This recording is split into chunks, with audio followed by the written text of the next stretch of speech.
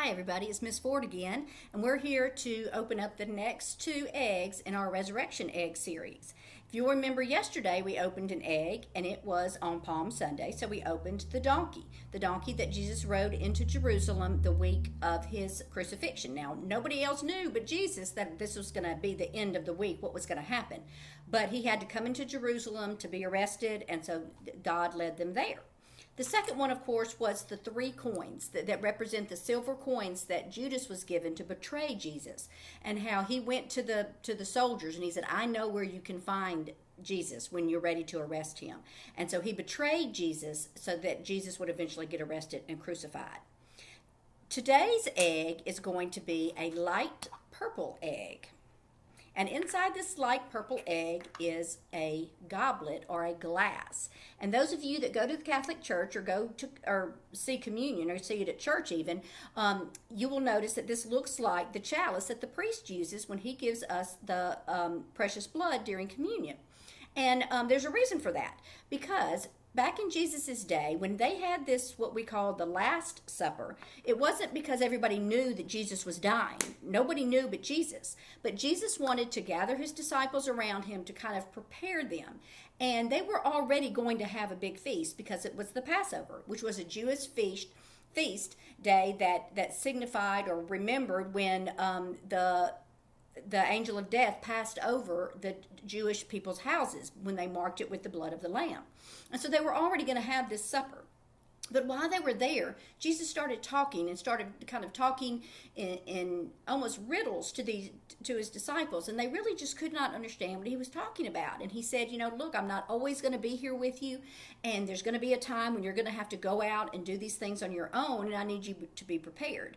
And everybody was like, no, there's no way. You'll always be with us. You don't have to worry about anything. But Jesus knew, and he even called out and said, someone in this room is going to deny me, and someone in this room is going to betray me. And none of the disciples wanted to admit that it might be them, but we know that it was, of course, Peter and then Judas. So when he raised the cup and he had the bread and he blessed and broke the bread, and when he had the cup and he poured the wine into the cup, he said, drink this. Do this every time to remember me, because this is my blood, and I'm shedding my blood for the sins of everybody, you in this room and everybody on earth. And of course, the disciples didn't quite understand what he meant, but they would in a few days. Now, the next egg is a yellow egg. And this yellow egg, nope, that's not the right egg, sorry.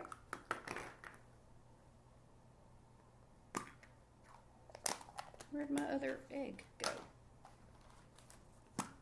Okay, there. It's an orange egg, orange egg. And this orange egg is a set of praying hands. Anybody see the praying hands?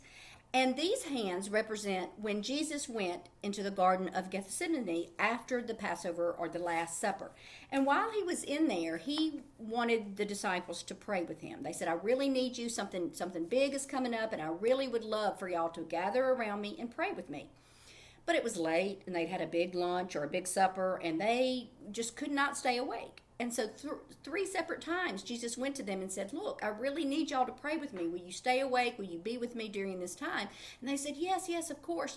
And then they fell asleep again. 3 different times. And we all know sometimes when you are sleepy and it's time to go to bed, that's it. Nothing can kind of keep you awake. But Jesus was a little bit disappointed because he knew that this was going to be the last time that he and his disciples could be together and pray together as a group before the soldiers came to arrest him.